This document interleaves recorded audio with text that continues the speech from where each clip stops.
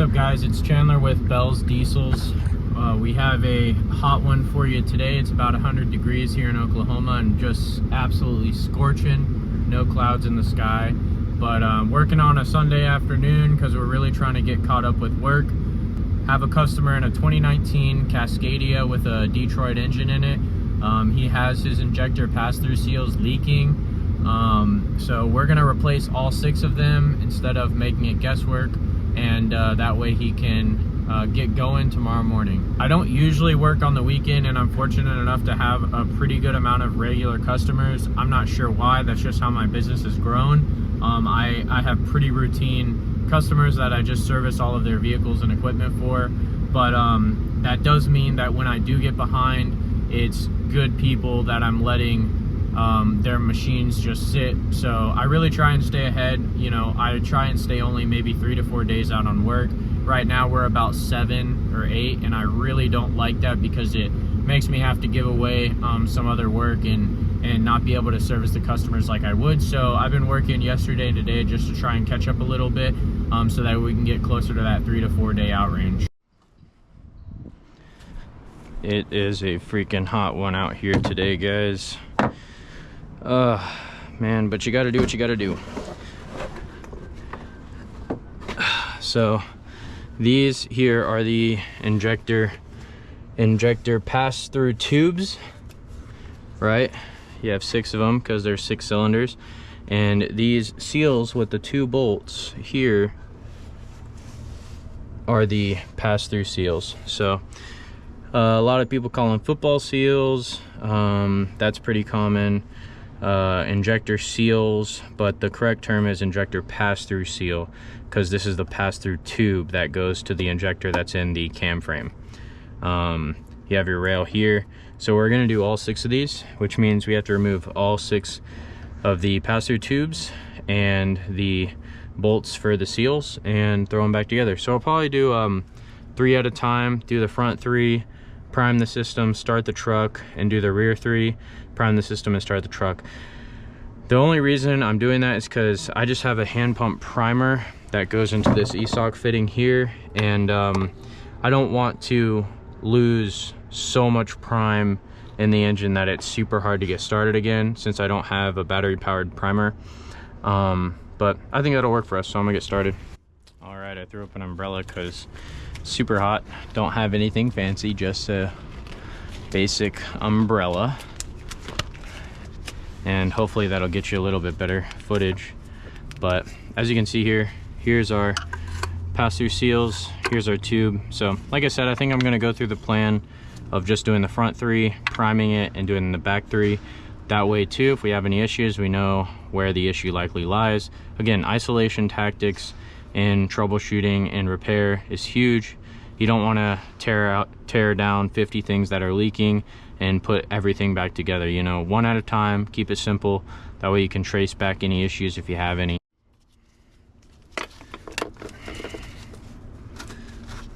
Just gonna take the injector harness out, give us a little bit more room.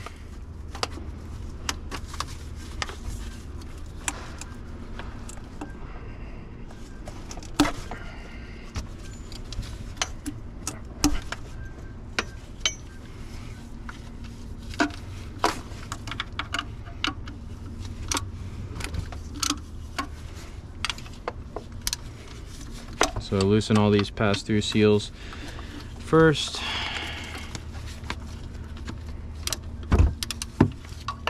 Sometimes a ratcheting 10mm works for these too. If you can't, oh, that thing's super loose.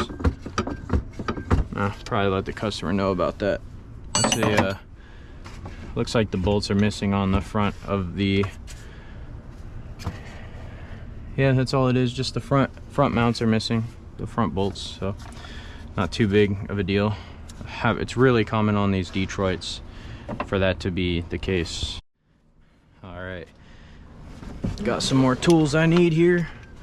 I'm gonna take all these pass-through seal bolts loose, and then we will take the actual tubes off.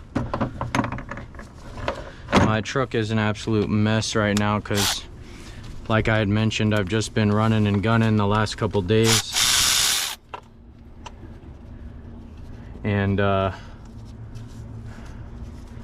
really haven't had time to clean it like I'd want to. And with it being so hot, it's really hard for me to stay motivated after a long work day to, you know, spend 30 minutes or an hour to clean out my truck. So let me grab a bin real quick. Yeah, as you can see, look, it's so messy. That's usually my wrench drawer, but if I'm coming home late from a job, I will just throw everything in a cabinet to get out of there. But these little bins are awesome too, to keep all your tools organized. Nothing's gonna drop. Me and mine are from Cornwall from a long time ago, but Harbor Freight has some good ones as well. No need to spend money on the tool truck.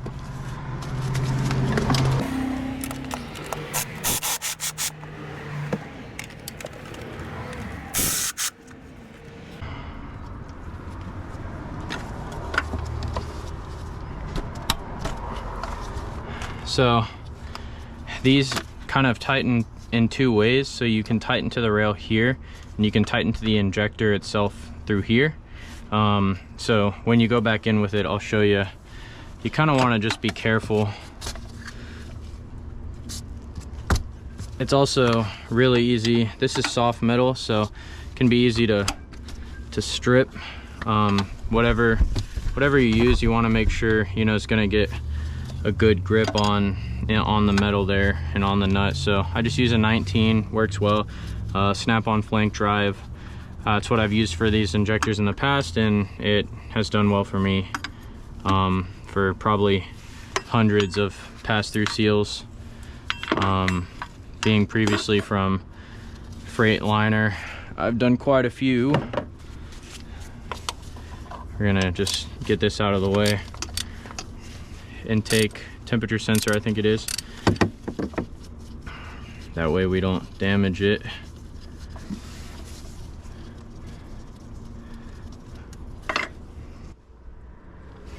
Just pulled that out of the way, placed it right here. Again, nothing crazy, just get space to work so that you can do the job right.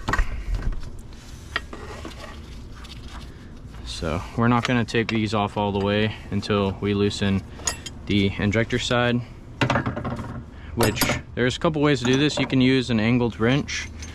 They also make this little tool here, kind of like a knock sensor tool, that you can get in there and break them all loose and spin them, and then you can kind of get them from hand after that. If you don't take these bolts out, it will be hard to turn this tube, because you see the rubber sits really flush against the tube. So you want to just take the bolts out first. Well, you can do it one or two ways. You can take the bolts out or leave the bolts loose, kind of up to you, but that's kind of how I do it.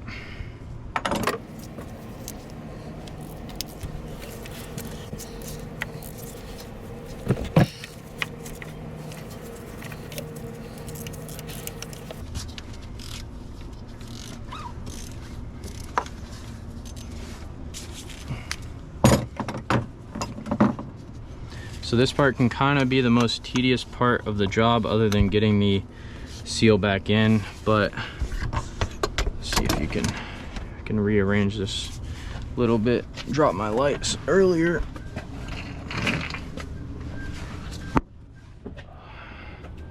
Let's see, hopefully that helps you a little bit. But if you can see here, once I get it loose, I'll just use my hand and this tool to spin the tube, because as you can see with this tool, it can kind of take a bit of time. So you can always use a wrench to do this, but whatever you find works best for you and gets the job done efficiently.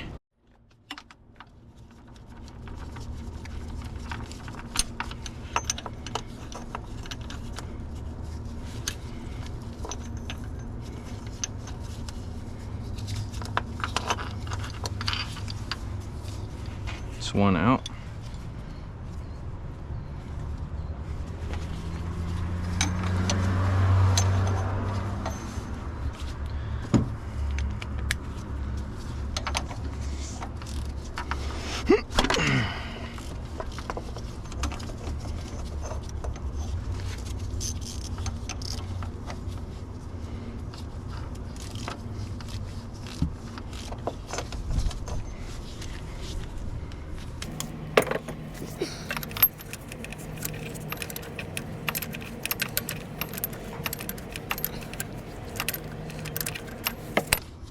So when I know the threads are getting close to coming out, I'll just loosen this side. That way it can back off freely.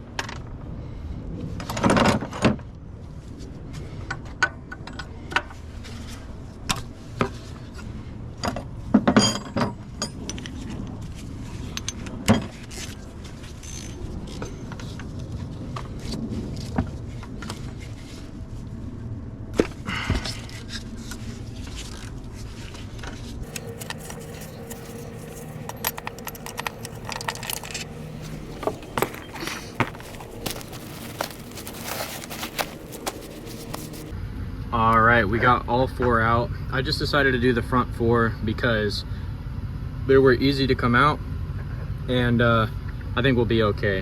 One thing to note about these injector pass-through seals is Detroit recommends, highly recommends, I don't know if they require it, but I'm sure they do at the dealer. If you do number 5 or number 6 pass-through seal or remove the tubes at all, you have to replace these high pressure fuel lines that go to the high pressure fuel pump and the fuel rail. It's mandated, right? When I worked at Freightliner, we did them every time. When you're a third party service, you can do nothing but pretty much recommend this or highly recommend this to the customer. Some don't care. I've done several that have never came back, never had an issue, never anything, never caught fire, nothing. I've never had a comeback like that. But you do need to put it in writing somewhere that it was just for your own liability's sake that you recommended and customer denied repair.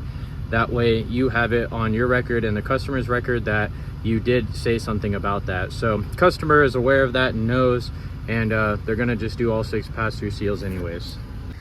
Here's the new seals. One thing you want to note about these is they actually are directional. So as you can see, it says top here. So you'll want to, when you're putting it on the cam frame, to put that side top. I'm not sure if it really makes a difference. Maybe one of you guys will know better about how these things seat or something, but I've done several myself, and I can't tell you how many more I've seen come to me that these are just put any which way and not directionally facing. So I've had to go back and redo my work before. When I was at the dealership, after I got the whole job finished, I realized some of them were put on upside down.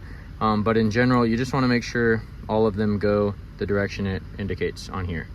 So I'll try to show you here, but this tube's the side that actually goes into the cam frame, and here's where it screws on to the injector. So when you go back in, that's what you have to line up, is this tube and these threads. So it can kind of be tough because you can't see it obviously, but after a while you kind of get a feel for it. So just clean these up best you can and let's reinstall them. Well, when you go to put these in, I just use my hand in the tool, but you want to press firmly once you think it's aligned and then spin. That's going to help get the threads on the inside of that crankcase, and you just or cam housing I should say, and you just want to make sure that it's going on. So if you think you've got like a handful of threads in, you can tug against it. The reason you have to push in is because you're pushing the tube into this seal here, and it's seating very tightly. So also leave these bolts loose. It'll be much easier to align, but make sure to put them in or else it's hard to align later. So loose, these two are loose, this is loose, it's like 2 threads in, and we just started threading this. All right, I think we're back in the GoPro. But also these pass-through tubes, the torque on both of these nuts is 30 foot-pounds, and I think it's 11 on these pass-through seal bolts. They're just little 10mm bolts. So if you can, I'd recommend torquing them with a torque wrench, but you should be able to get a good gauge of what it is just by torquing it to tight. Now, it is possible, you see how this is made here in these little spot welds, right? You can over torque these and cause a hairline crack in the fuel rail, which would cause priming issues, starting issues, and possibly even running issues, and just be overall dangerous for the vehicle. So I do recommend torquing them if you have the ability to do so.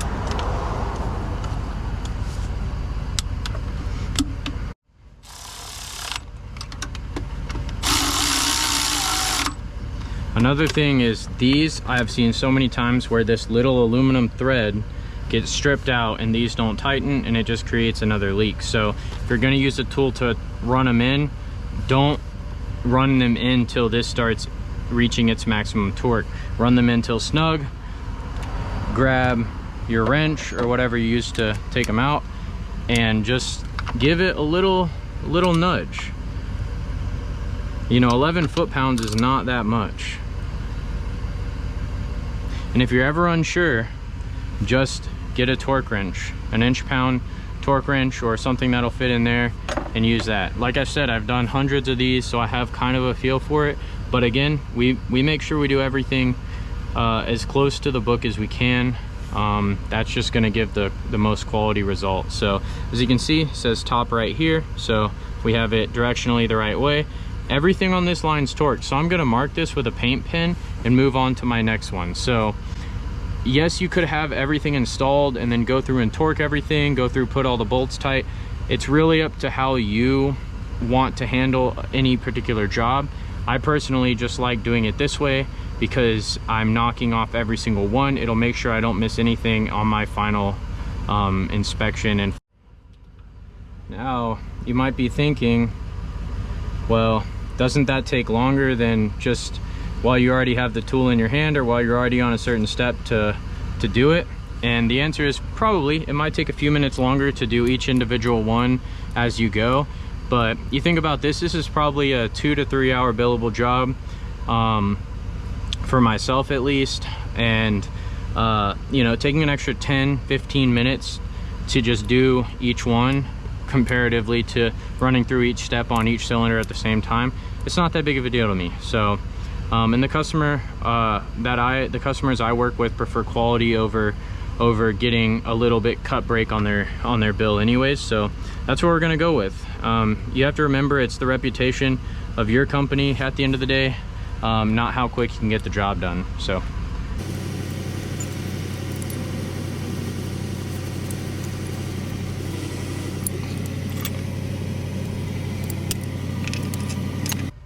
what's going on, guys? I appreciate you watching another video. I just want to mention here, if you hear my truck running in the background, I usually don't run my truck when I'm working like long hours on a job site, but like I said, it was super hot out and my iPhone and the GoPro were overheating, so I was just letting them take turns in the AC while I was working and trying to get some video for you. So that's the only reason why it's in the background there.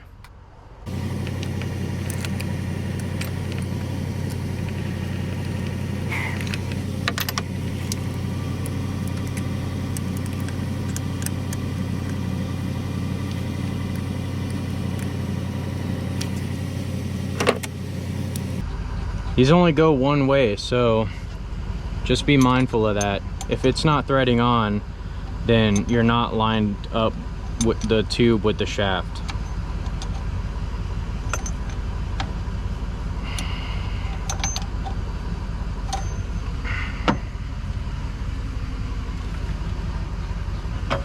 Once you got it in by hand, again, just to save a few seconds.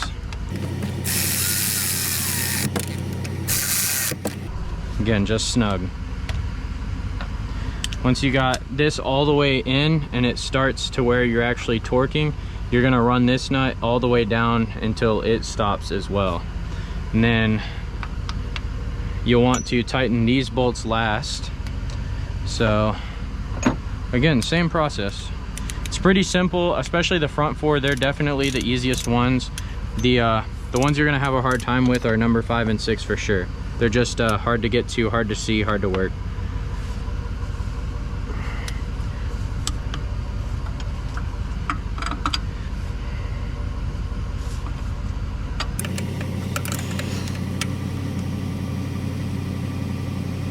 Again, just a simple mark. Shows that this is done, this is done. Doesn't have to be extravagant. All right, we're 3 for 3, aligning it first try. That is awesome. I remember when I first started doing these when I was working for Freightliner, like almost, well, 9 years ago at this point, I guess. Man, it would sometimes take me 2 hours to align one fuel injector pass-through tube. I know several people I worked with would actually remove the airbox and the valve cover so that they could see where they're going. And if that works for you, great. I mean, everyone's different. Some people can picture it in their mind, some people need to physically see it. A lot of this business and wrenching is doing what works for you, and everybody's different. So but I knew that long term this would be the faster way to get the job done, so I just trained myself to be able to line up those threads and get it on. And it just takes time. I mean, your first time through, you may align all of them, you may spend hours just aligning one, but be patient and you'll get it. And if you're ever too stuck on something, just move on to the next one. You know, that you can leave the hard one for when you get back. It's kind of like a puzzle, you know. If you ever can't find a certain piece and you get too tunnel visioned on it, you end up never being able to solve that puzzle. But if you move on to a different section, then sometimes the rest of the picture is made clear.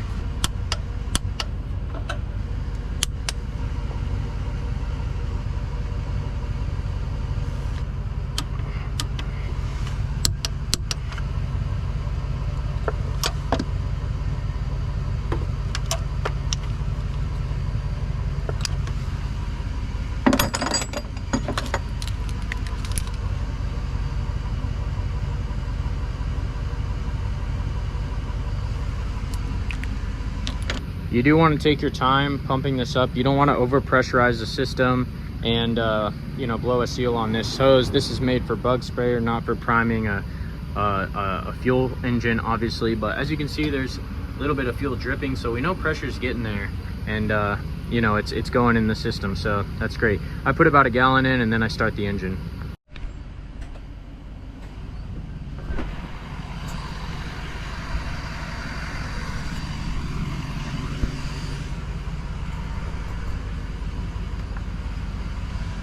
All right. Second crank.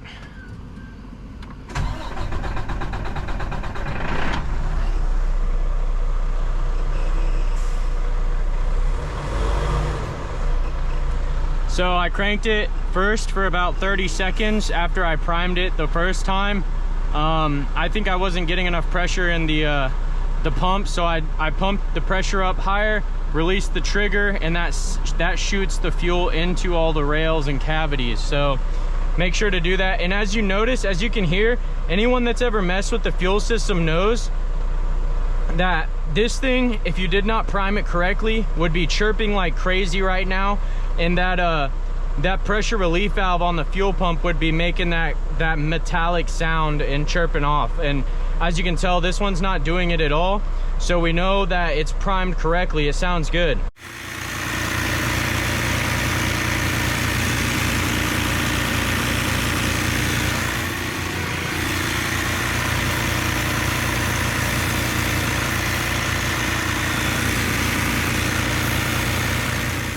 you want to wait a few minutes after running the engine to break into this fuel system. It says it right here, to prevent injury from high pressure fuel, wait 10 minutes after engine shutdown. So the reason we do this is because this rail here with updated modern engines can get up to like 30,000 psi, and certain other parts of the engine can get 3 to 10,000. So if you ran the engine, it's going to maintain pressure until it bleeds off. So if you ran the engine, shut it down, instantly crack this line, you could spray fuel everywhere, and at that psi it's enough to actually cut your skin. It would basically be like a blade hitting your skin. So want to be super careful with these high pressure systems. It's not like the old school where if you're testing injectors, you can just crack a line off and see if you have a miss or see if you have a overfueling condition. These new systems are completely different and pretty much 100% electronically controlled. So you just want to be careful with that and let the truck sit for a while, and it's a little cooler to work on. So we're going to get to number 5 and number 6, and to do number 6 you actually have to remove this banjo fitting here. It's a Torx bit, and you just remove this and you can access number 6. So we're going to do that now and get to it.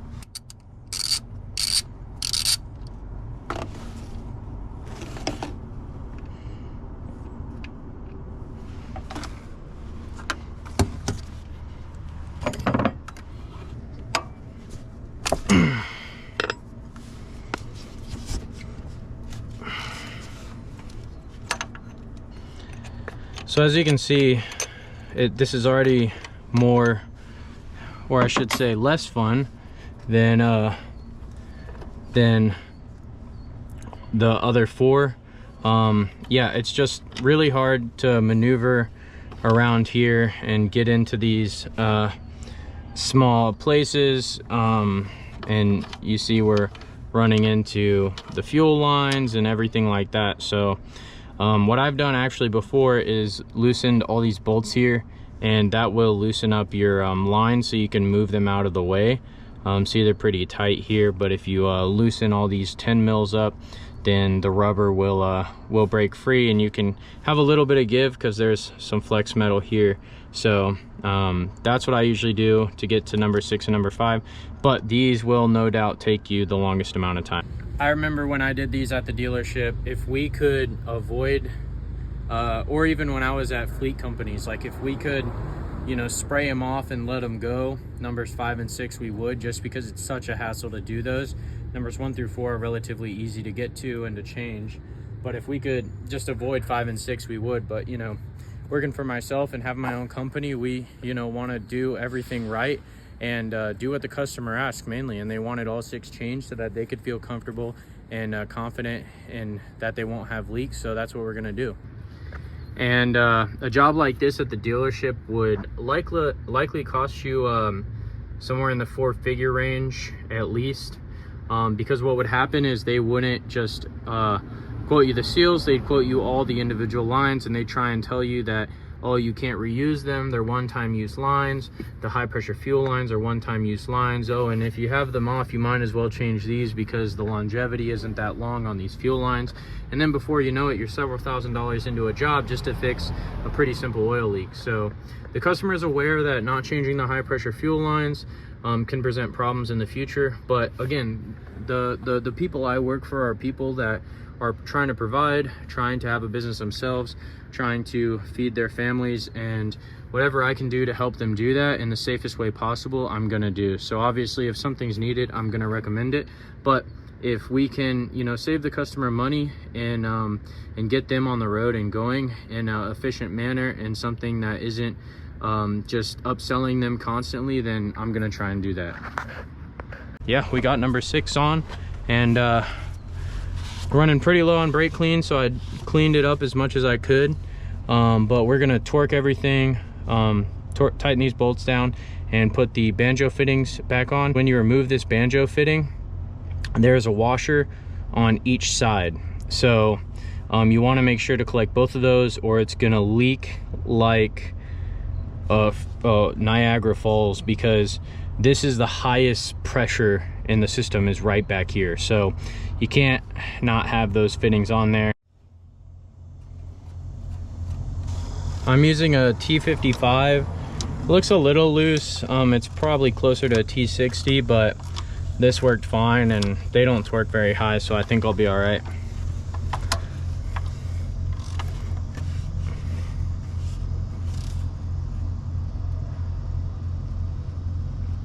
And just like that, the last one's going on, and we are pretty much done with this job. So again, this isn't too complicated of a job, but you definitely need to know kind of what you're doing, at least what the book recommends doing, and you need a few tools. So this is definitely something you can do over the weekend on your own truck, or if you're doing it on a customer's truck. It's about, I'd say, give yourself, for all 6, anywhere between 2 to 4 hours.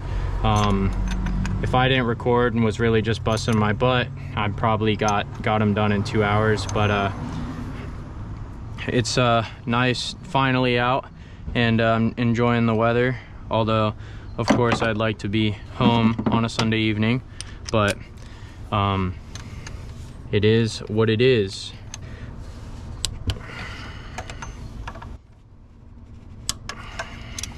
All right, so tighten those football seals, and we will be good to prime the engine. So I'd mentioned earlier, like, I've been working on the weekend for the last week. The thing is, when you run a business and you have customers and you're a one-man band for the most part, when your jobs stack up, it's either you get to them or you don't get to them. And if you don't get to them in this industry, they find someone else. So let's say, for example, in like the concrete industry, like driveways and sidewalks and things like that, it's pretty common for, you know, you to say, okay, next summer we're gonna get our driveway redone. And a business can book out that far, but we are a service-based repair industry, and these guys drive these trucks for their livelihood. These guys have these companies to make money. So if their truck is down or having issues, they're gonna go likely to the person that can do it in one of 2 ways: 1, the fastest, or 2, the best quality. And really what they're looking for is the best of both of those worlds. So that's what you're looking to deliver to your customer. And if you are, you know, 2 to 3 weeks out, especially as a one-man band, the customers are likely not going to use you. So that's why I'm working on the weekends, to get caught up. And if I can stay about, you know, 3 to 5 days out, that's perfect. Anything more than that, and I start losing my customer base a little bit. So just something to keep in mind, that this industry is a little different than others, and you can't be months and months out. I mean, if you are, you're gonna have to hire some help or figure out a system that is gonna work better for you.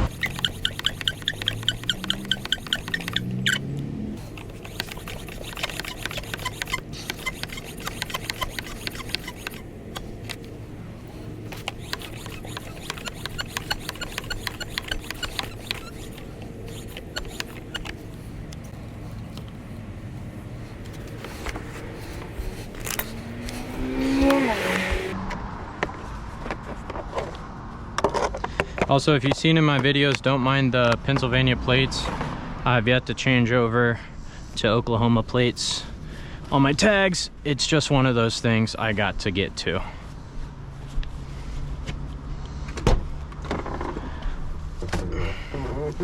The truck is a mess right now, and it really gets on my nerves. But you know, if you're working back-to-back days, cleanliness of your truck might not be first on the list. All right, so we primed it with the pump, cranked it for about 10-15 seconds, primed it again, put another about half gallon in the system, cranked it, in about 15 seconds it cranked over. So pretty good. All right, so it's common after you do one of these jobs or anything where you break into the fuel system to have a check engine light. So I can't remember if this truck had a check engine light or not prior to, this isn't a Penske truck, by the way, but prior to me working on it.